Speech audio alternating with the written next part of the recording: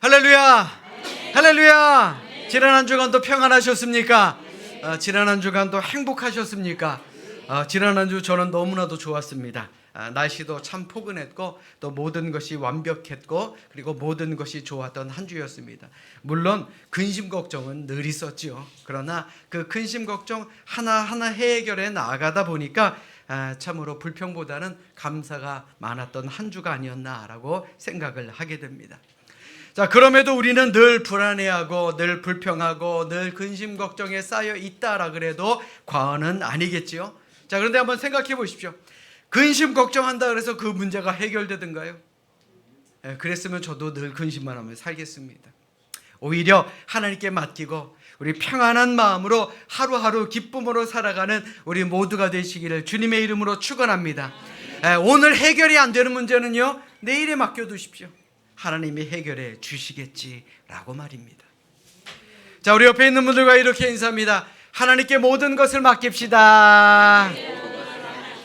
자, 맡기자는데 표정이 왜 그러십니까? 자, 우리 다시 한번 웃으면서 하나님께서 해결해 주실 줄로 믿습니다. 그래요. 하나님께서는 분명히 약속해 주셨습니다. 우리의 입술의 고백대로 해 주시겠다고, 또 우리의 믿음대로 해 주시겠다고 약속하셨습니다. 분명 우리의 입술의 고백대로 우리의 믿음대로 이루어 주심을 믿고 이번 한 주간도 힘을 내어 승리하는 우리 모두가 되시기를 주님의 이름으로 축원합니다. 여러분들은 어떤 자랑거리로 이 세상을 살아가십니까? 저도 우리 같은 목사님들 만나면 자랑할 거 진짜 많습니다. 우리 교인들 자랑만 해도요, 한두 끝도 없어요. 물론 꼭 자랑만 하는 건 아니더라고요. 불평하기도 하고 원망하기도 하지만 그래도 자랑할 게 너무나도 많아서 감사합니다. 자, 그렇다면요, 여러분들은 어떤 자랑거리로 살아가고 계십니까?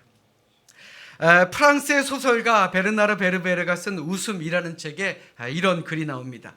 나이별로 할 수 있는 자랑에 대한 이야기다라 그러는데, 사람이 2살 때에는 똥오줌을 가리는 게 자랑거리라 그럽니다. 그리고 3살이 되면 이가 나는 것이 자랑거리고요. 그리고 12살이 되면 친구들이 많은 게 자랑거리라 그럽니다. 그리고 18살이 되면 자동차를 운전할 수 있는 것이 자랑거리고 20살에는 사랑할 수 있는 것이 자랑거리이며, 그리고 35이 되면 돈이 많은 것이 자랑거리가 된다라고 이야기합니다. 자, 근데 더 재미있는 사실이 있습니다.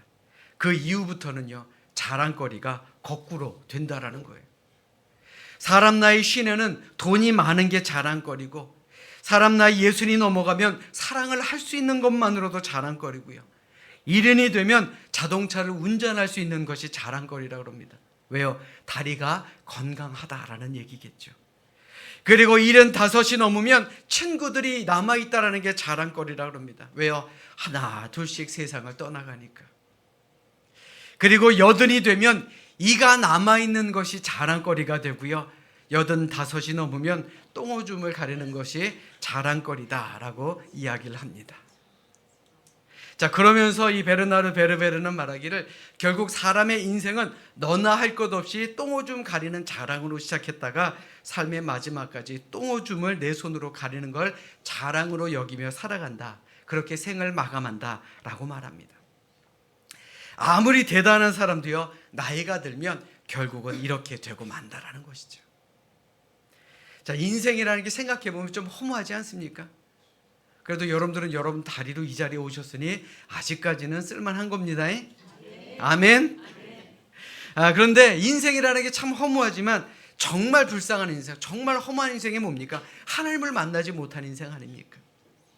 세상에 불쌍한 사람 중에 가장 불쌍한 사람이 누구죠? 죽어갈 곳 없는 사람이 가장 불쌍한 사람이라 그랬습니다. 우리가 하나님을 만나지 못했다면 우리는 세상 어느 누구보다도 불쌍한 인생을 사는 사람네 아니겠느냐라고 생각해야 되지 않겠습니까? 자, 여러분들에게 묻겠습니다. 여러분들 하나님 만나셨습니까? 아멘이 이렇게 작아서 어떻게 해요? 다시 한번요. 여러분들은 인생이 허무하지 않은 천국의 인생이라고 믿으십니까? 우리 모두가 다 천국에서 만날 줄로 믿으십니까? 자, 여러분들의 믿음대로 될 줄로 믿습니다. 자, 우리 성경을 높이 들고 우리의 믿음을 큰 소리로 고백하도록 하겠습니다. 자, 우리 성경을 높이 듭니다. 저는 예수 믿어 구원받았습니다. 저는 예수 믿어 하나님 자녀 되었습니다. 저는 예수 믿어 천국 백성 되었습니다. 하나님께서 선물로 주신 오늘 하나님 말씀으로 가르침을 받습니다. 눈을 열어 주의 법 안에 있는 놀라운 진리를 보고 깨닫게 하소서. 아멘으로 순종하여 하나님께 영광 돌리는 삶이 되게 하소서. 아멘. 고백한 대로 살아가시는 여러분들 되시기를 주님의 이름으로 축원합니다. 우리는 살아가면서 기적이라는 것을 늘 바라는 마음으로 살아갑니다. 왜냐하면 우리에게는 분명 한계라는 것이 있기 때문에 그렇습니다. 그러니까 생각해 보십시오. 내가 할 수 있는 일들이 많습니까? 할 수 없는 일이 많습니까? 사람은요, 할 수 있는 일보다 할 수 없는 일들이 훨씬 더 많다 그럽니다. 그렇기 때문에 삶의 어려운 일들을 만나거나 혹은 자연재해 등을 만나면 당연히 우리는 기적이라는 것을 바랄 수밖에 없다라는 것이죠. 그런데 생각해 보면 사실 우리가 깨닫지 못하기 때문이지 우리의 삶에는 정말 헤아릴 수 없을 정도로 많은 기적을 체험하고 있다라고 해도 틀린 말이 아니다라는 겁니다. 오늘은 무슨 날이죠? 주일입니다. 우리가 주일을 기억하고 이 자리에 올 수 있는 것도 기적 아닙니까? 내 다리로 내가 걸어오고 내 손으로 내가 운전해서 오고 이 자리에 이 시간에 맞춰서 이 자리에 함께하는 것, 이것이 기적이 아니고 과연 무엇이겠느냐라는 겁니다. 밤새 안녕이라는 말이 있죠. 여러분들 밤새 안녕하시는 그 기적을 누렸기 때문에 이 자리에 온 줄로 믿습니다. 아멘. 일본의 신학자 우찌무라 간조는 기독교는 기적이다라고 말합니다. 즉 기독교가 있는 모든 곳에는 언제나 하나님의 기적이 있다라는 겁니다. 우리도 마찬가지입니다. 이 자리에 나온 것 하나님의 은혜이자 기적이라고 생각해야 될 줄로 믿습니다. 자, 우리 옆에 있는 분들 한번 바라보십시오. 옆에 있는 분들 매주일 보는 분들이지만 매주일 볼 수 있는 것도 기적입니다. 자, 우리 옆에 있는 분들과 이렇게 인사합니다. 기적적으로 만났습니다. 그래요. 오늘 본문을 기록한 다윗 역시 하나님의 은혜와 기적 안에 살았던 그런 사람이었습니다. 이새의 7 아들 중 막내 아들로 태어나서 어린 시절을 목동으로, 양을 치는 목동으로 살았던 사람입니다. 그런데 그는 15살 되던 해에 사무엘 선지자로부터 이스라엘 왕이 될 것이다 라는 기름을 부음받게 됩니다. 그리고 그가 20살이 되었을 때 블레셋의 골리앗 장군을 물리친 공로를 인정받아서 이스라엘의 장관이 됩니다. 그러니까 생각해보면 그가 살아왔던 모든 삶이 기적이었다라고 말할 수가 있게 됩니다. 자, 그런데 이때부터 다윗의 고난은 시작됩니다. 백성들이 다윗을 추종하자 사울 왕은 그를 시기하고 그를 죽이려고 음모하고 갖은 어려움을 겪게 만듭니다. 다윗은 10년이 넘는 기간 동안 숨어 살며 굶주림과 두려움 속에 살았던 사람이었습니다. 그럼에도 그는 30살의 나이로 유다의 왕이 되었고 35살이 되던 해에는 이스라엘 통일 왕국의 왕이 될 수 있었던 것입니다. 그 살아왔던 모든 것이 하나님의 기적이었다라는 것이죠. 그리고 이제 다윗의 나이가 60이 넘습니다. 지나간 날들을 되돌아보며 하나님 앞에 자신의 과거를 생각하며 자신의 삶을 고백해 봅니다. 그것이 오늘 본문의 배경이 되는 다윗의 삶이었습니다. 가만히 자신의 삶을 돌이켜 생각해 보니 이 모든 것이 하나님의 은혜였고 이 모든 것이 하나님께서 베풀어 주신 기적이었다라고 고백하는 것이 오늘 본문인 시편 40편의 말씀이다라는 것입니다. 오늘 본문 2절의 말씀 보십시오. 나를 기가 막힐 웅덩이와 수렁에서 끌어올리시고 내 발을 반석 위에 두사 내 걸음을 견고하게 하셨도다. 다윗이 나이가 들어 지나간 자신의 인생을 돌아보니까 이 모든 것이 정말 하나님의 은혜였군요. 내가 힘겹고 어렵게 살아왔고 내가 하나님으로부터 버림을 받은 것처럼 느껴지는 그런 시간이 있었지만 지금 돌이켜 생각해보니 이 모든 것이 은혜였고 모든 것이 기적이었습니다라는 그런 고백이 절로 나오게 되었다라는 것입니다. 제가 여러분들에게 드리고 싶은 말씀이 바로 이것입니다. 과연 여러분들은 다윗과 같은 그러한 고백을 하며 살아가고 있느냐라는 것입니다. 지금까지 지내온 여러분들의 모든 삶이 하나님의 은혜요 기적이었음을 여러분들 믿으십니까? 얼마나 오래 살았느냐, 얼마나 많이 살았느냐, 그것이 중요한 것이 아닙니다. 오래 사신 분도 계시고 아직 훨씬 더 살아갈 날들이 많이 남으신 분들도 계십니다. 그러나 중요한 것은 지금까지 살아온 우리의 모든 삶이 하나님의 은혜였으며 기적이었다라는 믿음이 여러분들 모두에게 있느냐라는 것입니다. 물론 살아가는 것이 결코 쉽지는 않습니다. 견디기 힘든 여러 가지 상처, 여러 가지 고난도 분명히 여러분들 겪으셨을 것입니다. 너무나도 답답하고 너무나도 안타깝고 정말 이 세상을 떠나고 싶은 그런 어려운 일들도 분명히 있을 것입니다. 그러나 이 모든 것을 이겨내고 이 예배 자리에서 하나님을 만날 수 있는 것, 그것이 하나님의 은혜요 기적이다라는 생각 여러분들 해보지 않으셨습니까? 뿐만 아니라 우리 모두가 천국에서 다 같이 만날 수 있다라는 믿음을 갖는 것, 그것은 하나님께서 우리에게 주신 세상 누구가 줄 수 없는 하나님께서 주신 은혜이자 기적이다라는 사실, 우리는 이것을 기억해야 할 줄로 믿습니다. 다윗은 바로 이것을 우리에게 깨닫게 해주시는 그 말씀을 주신 것입니다. 오늘 본문 1절의 말씀 우리 함께 한 목소리로 읽도록 하겠습니다. 우리 1절 말씀입니다. 시작. 내가 여호와를 기다리고 기다렸더니 귀를 기울이사 나의 부르짖음을 들으셨도다. 아멘. 여러분들에게 묻겠습니다. 여러분들 열심히 기도하십니까? 아멘 안 하시는 분들은 뭐예요? 이거 질문이 어려운 질문이 아닙니다. 자, 다시 한번 묻겠습니다. 여러분들 열심히 기도하십니까? 아유, 감사합니다. 자, 그러면요, 여러분들 한 가지 더 묻겠습니다.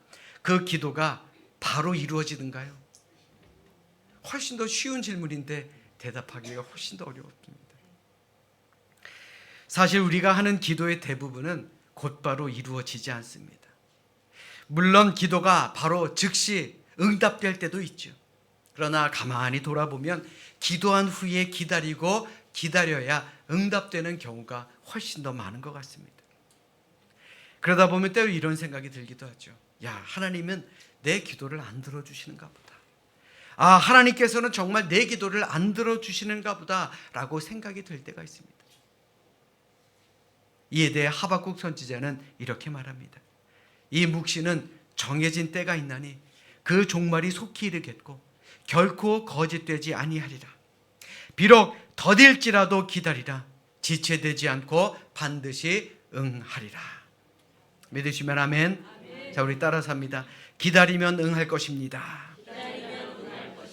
우리가 기다리면요, 비록 더딜지라도 우리가 기다리면 분명히 하나님께서는 우리의 기도를 들으시고 우리의 기도에 응답해 주신다라는 겁니다. 여러분들 잘 들으세요. 하나님께서는 우리의 기도를 지금도 들으십니다. 그리고 딱 알맞은 시간에 우리에게 응답해 주시는 분입니다. 안타깝게도 우리의 생각으로는 그 응답이 더딘 것 같지만 하나님께서는 반드시 하나님의 때에 응답해 주십니다. 그러므로 우리에게 필요한 것이 무엇입니까? 바로 인내, 기다림이다라는 것입니다. 지금 우리는 신가난 프로젝트를 위해서 함께 기도하고 있죠. 저나 여러분들이나 인간적인 생각으로는 모든 것이 좀 빠르게 진행되고 우리가 원하는 시간에 원하는 장소에 새로운 성전이 짜잔 하고 나타나면 얼마나 좋겠습니까마는 하나님의 생각은 우리의 생각과 다릅니다. 하나님께서 지금이 아니다라고 하신다면 우리는 기도하며 기다릴 수밖에 없는 것 아니겠습니까? 그러나 저는 지금 이 시간이 하나님께서 일하시는 시간이다라고 믿습니다. 그러니 조급해하지 않고 근심하거나 걱정하지 않을 수 있는 것입니다. 오늘 본문을 기록한 다윗 역시 마찬가지입니다. 오늘 본문 1절의 말씀에 뭐라고 이야기합니까? 기다리고 기다렸더니. 이 기다렸다라는 말을 2번이나 반복했던 것은 내가 생각했던 것보다 훨씬 더 많이 기다렸다라는 것을 의미합니다. 그런데 지나온 삶을 가만히 돌아보니 하나님께서 딱 알맞은 시간에 딱 알맞은 만큼의 은혜를 주셨구나. 내가 원하는 대로, 내가 기도하는 대로 하나님의 때에 하나님의 방법으로 이루어 주셨구나라는 것을 그는 깨달을 수가 있었다라는 것입니다. 이는 오늘을 사는 우리도 마찬가지입니다. 하나님 앞에 기도하면 모든 것이 금방 이루어집니까? 아닙니다. 그럼에도 우리는 도중에 포기해서는 안 됩니다. 낙심해서도 안 됩니다. 왜요? 하나님은 분명히 이루어 주시니까. 하나님을 바라보고 확신과 믿음을 가지고 불평, 원망하지 말고 하나님 앞에 충성하며 인내하며 기다릴 줄 알아야 하는 것입니다. 믿으시면 아멘. 아멘. 예수님의 기도를 한번 생각해 보십시오. 십자가를 앞에 두고 겟세마네 동산에서 정말 처절한 기도를 하셨습니다. 땀방울이 핏방울로 변하기까지 간절하게 기도하셨습니다. 무엇을 놓고 기도하셨습니까? 나 십자가 좀 안 줬으면 안 됩니까? 나 십자가 지기 싫어요. 그 기도를 한 겁니다. 그런데 그 기도의 응답은 무엇이었습니까? 예수님의 뜻이 아니었습니다. 하나님의 뜻을 이루는 것이었습니다. 예수님은 거기에 예수님께서는 응답하셨고 또 십자가를 달게 지신 것이죠. 그러므로 우리도 우리의 기도가 하나님의 뜻을 이룰 수 있는 진짜 기도가 될 수 있도록 우리도 인내하고 또 인내해야 될 줄로 믿습니다. 사랑하는 여러분, 여러분들은 지금 무엇을 놓고 기도하십니까? 기도하는 거 참 많죠. 우리의 가정, 우리의 일터, 우리 자녀, 우리 교회, 정말 살아가는 모든 것이 다 기도 제목 아니던가요? 그 기도가 내 뜻대로 이루어지길 바라십니까? 이사야 55장 9절의 말씀에 보시면 하나님은 당신을 이렇게 표현하고 있습니다. 이는 하늘이 땅보다 높음같이 내 길은 너희의 길보다 높으며 내 생각은 너희의 생각보다 높음이니라. 아멘. 우리가 생각하는 것 이상으로 하나님은 높은 생각을 가지고 계신 분이다라는 겁니다. 그런데 참으로 감사한 것은 예레미야 29장 12절로 13절의 말씀처럼 너희가 내게 부르짖으며 내게 와서 기도하면 내가 너희들의 기도를 들을 것이요 너희가 온 마음으로 나를 구하면 나를 찾을 것이요 나를 만나리라 라고 말씀하셨습니다. 우리 따라서 합니다. 기도하면 들으시고 구하면 만나주십니다. 자, 다시 한번요. 조금 깁니다. 여러분들 정신 바짝 차리십시오. 자, 기도하면 들으시고 구하면 만나주십니다. 믿으시면 아멘. 아멘. 왜 하나님께서 당장 응답하지 않으실까요? 왜 하나님께서는 당장 우리의 기도에 응답하지 않으실까요? 우리로 하여금 기다리게 만드시는 이유가 무엇일까요? 하나님께서 우리가 오래 기다리게 하시는 것은 우리가 기다린 만큼 갑절의 축복을 주시기 위함이다라는 겁니다. 우리가 기도하는 문제가 큰 문제니까, 정말 중요한 문제니까 시간이 오래 걸릴 수도 있습니다. 그러나 여러분들 기억하십시오. 오래 걸리면 걸릴수록, 우리가 기다리면 기다릴수록, 인내하면 인내할수록, 더욱더 열심히 기도하면 기도할수록 하나님께서는 더 큰 응답과 더 큰 축복을 허락하여 주심을 믿으시고, 우리 낙심하거나 원망하지 말고 하나님의 기적을 기다리는 우리 모두가 되시기를 주님의 이름으로 간절히 축원합니다. 하나님께서는 다윗에게 또 다른 기적을 주셨습니다. 그 기적이 무엇이냐? 새 노래를 그의 입에 두신 일입니다.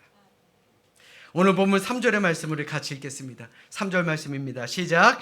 새 노래 곧 우리 하나님께 올릴 찬송을 내 입에 두셨으니 많은 사람이 보고 두려워하여 여호와를 의지하리로다. 아멘. 새 노래를 입에 두셨다라는 말은 무슨 말이냐? 다윗의 노래가 많은 사람들에게 두려움을 주게 된 것입니다. 그것을 새 노래라고 말합니다.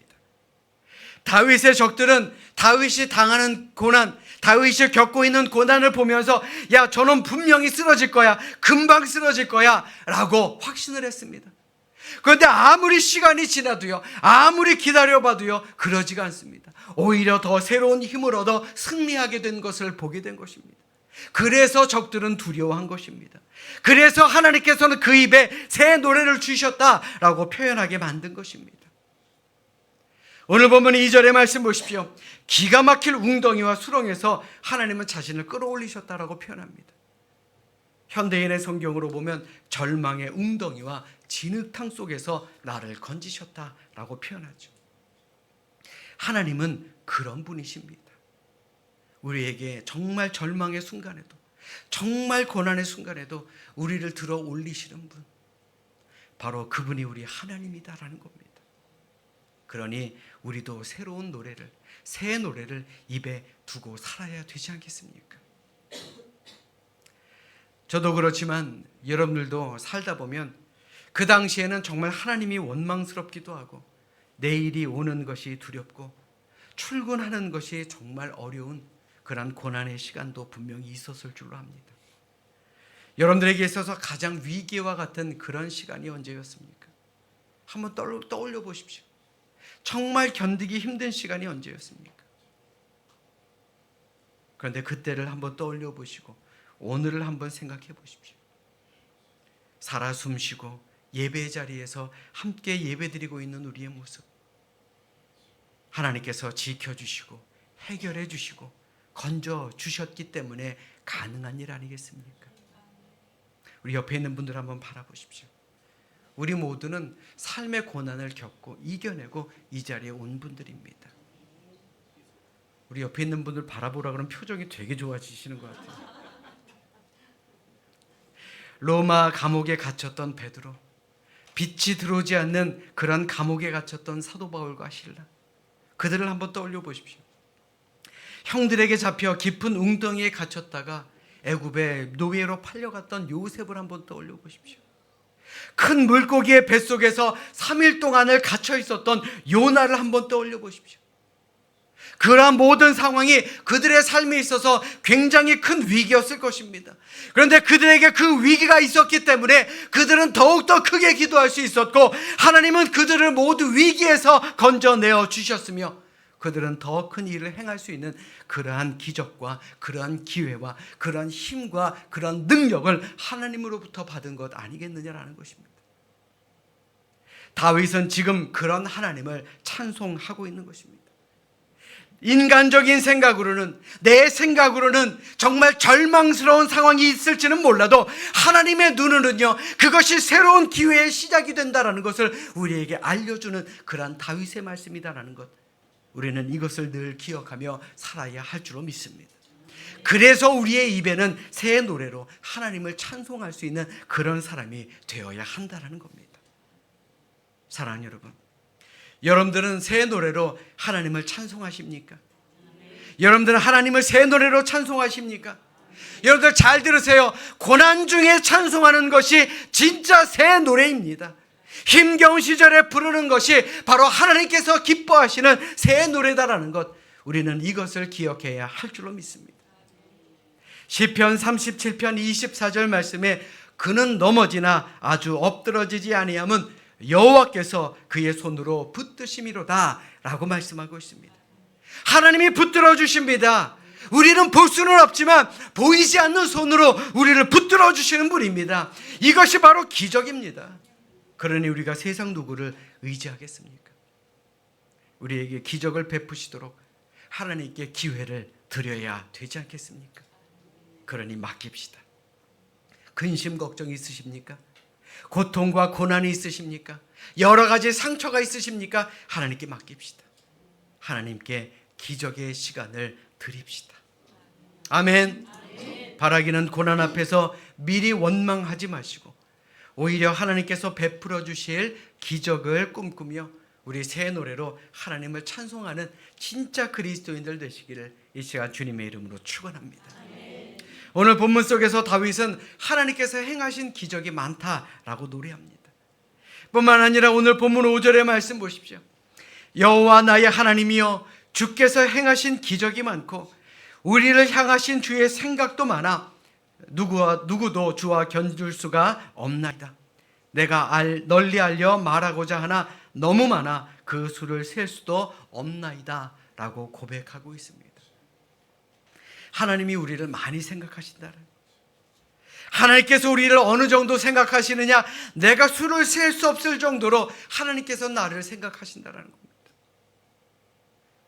여러분도 한번 생각해 보십시오. 하나님께서 나를 생각하신다라는 것, 그것 자체가 기적 아니든가요? 아멘. 우리가 길거리에 다니는 길고양이나 들개를 긍휼히 여기지 않습니다. 그들에게 애정을 주지 않습니다. 땅 속에 사는 짐승들, 혹은 물 속에 사는 생물들을 긍휼히 여기지 않습니다. 내가 기르는 고양이, 내가 기르는 강아지, 그리고 내 집에 있는 수조에 사는 금붕어, 내가 기르는 곤충, 이것을 아끼기에 밥을 주고 애정도 주는 것 아닙니까? 하나님께서 우리를 생각하지 않는다라고 여러분 한번 상상해 보십시오. 굳이, 아니 뭐하러 하나님께서 우리의 필요를 채워주시겠습니까? 나 몰라라 하시죠. 그러나 하나님은 그런 분이 아닙니다. 관심이 있으니까, 사랑이 있으니까 우리의 기도를 들으시고 우리의 필요를 딱 알맞은 시간에 채워주시는 분 아니겠습니까? 우리는 그 하나님 붙들어야 합니다. 그 하나님을 새 노래로 찬송해야 하는 것입니다. 우리를 끔찍하게 여기시는 그 하나님, 그 하나님을 붙들지 않고 과연 우리가 누구를 붙들며 살아가겠습니까? 사랑하는 여러분, 우리가 하나님의 관심 대상이 된 것, 이것이 복인 줄로 믿습니다.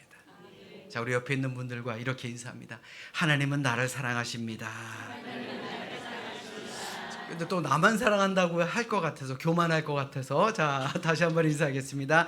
하나님은 당신도 사랑하십니다. 그래요, 하나님은요 우리 모두를 사랑하십니다. 그래서 우리가 이 자리에 모여서 예배 드릴 수 있는 것도 하나님의 기적입니다. 하나님은 우리가 나에 대해서 갖는 관심보다도 더 큰 관심으로 우리를 지켜보고 계신다라는 사실, 또 우리가 알지 못한 우리의 상처까지도 보시고 우리의 작은 기도, 혀 밑에 감춰져 있는 그 기도까지도 들으신다라는 것, 우리는 이것을 기억해야 할 줄로 믿습니다. 그 하나님을 붙들지 않고 과연 우리가 누구를 붙들고 살아갈 수가 있겠느냐라는 것이죠. 사랑하는 여러분, 이제 2024년 1월도 이제 절반이 지나가고 있습니다. 우리가 한 해를 시작하며 많은 기대를 품으셨을 줄로 압니다. 또 송년 예배를 드리며 새해 예배를 드리며 많은 기도 제목을 가지고 함께 기도했을 줄로 압니다. 그런데 생각해 보면 내 기대만큼, 내가 원하는 만큼 모든 것이 순조롭게 잘 이루어지던가요? 내 기도가 이루어지지 않은 것들이 훨씬 더 많지 않습니까? 그러나 낙심하지 마십시오. 하나님은 분명 우리를 생각하시고 우리에게 딱 필요한 만큼의 은혜와 기적을 베풀어 주신다라는 사실, 우리는 이것을 기억해야 할 줄로 믿습니다. 오늘 본문의 주인공인 다윗 역시 수많은 재앙과 수많은 어려움을 겪었습니다. 늘 하나님이 함께하지 않았으면 그는 벌써 이 세상을 떠난 그러한 사람인지도 모릅니다. 그럼에도 그는 지금까지의 삶을 돌이켜보니 살아온 모든 것이 기적이었고 하나님의 은혜였음을 깨닫게 되고, 그는 새 노래로 하나님을 찬송할 수가 있었던 것입니다.